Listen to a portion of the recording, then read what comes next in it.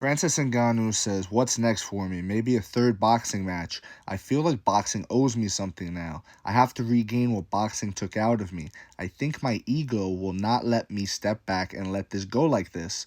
I slept, but I didn't fall. I stumbled, but I didn't fall." He most certainly did fall. He fell 3 times. Those were really big shots from Anthony Joshua. Every knockdown was bad. Every knockdown, if it happened in MMA, you get the chance to get choked out. You get the chance to be finished right there. He had to stand back up for an 8 count each time until there was no more each time, and he was flatlined.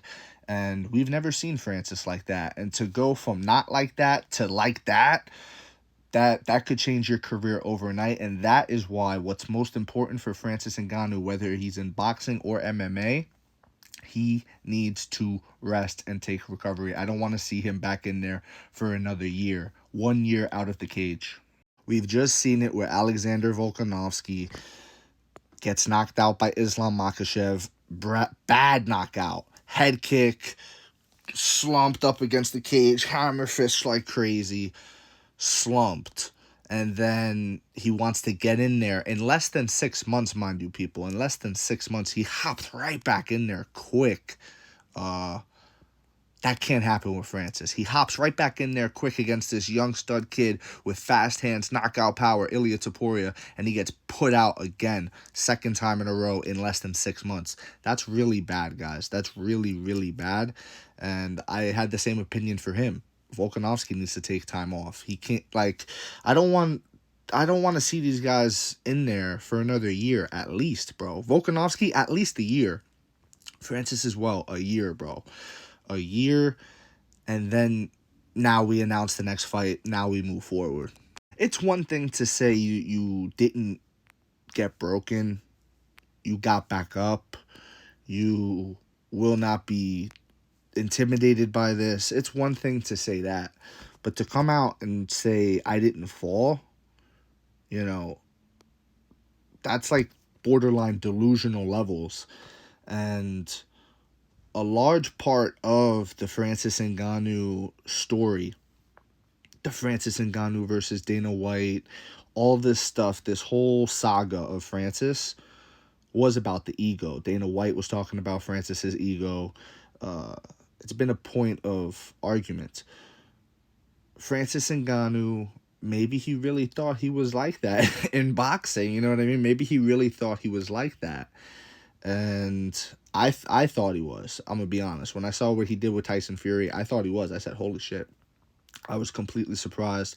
I was shocked. I had Tyson winning that fight for all the reasons Tyson didn't win that fight. You get what I'm saying? I thought he'd had an advantage in the clinch. I thought he wouldn't. I had no clue Francis was going to be so strong against Tyson Fury. I had no clue. He wasn't that strong against Anthony Joshua.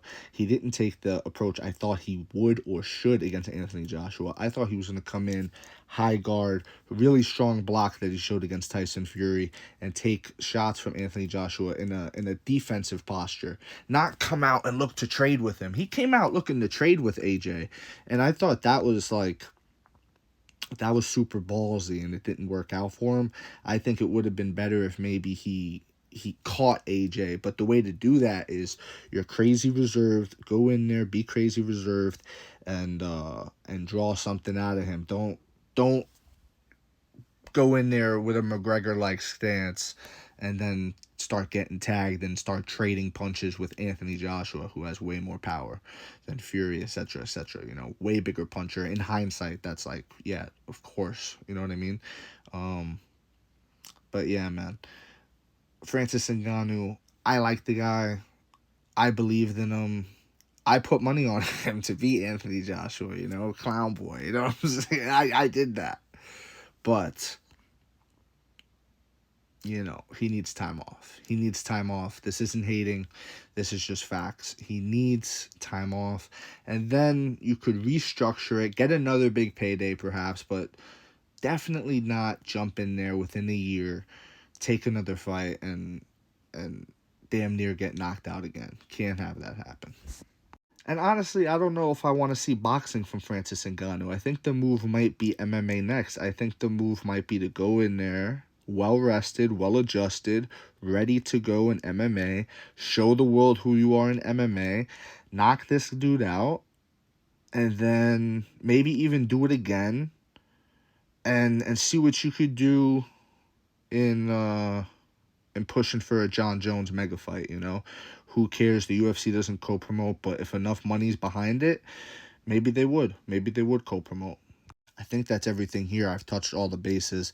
Let me know what you think in the comment section below. What I didn't cover, whether you agree, disagree, it doesn't matter. Just join the discussion. Follow for more and leave a like if you enjoyed the time spent. Thank you. You are all appreciated.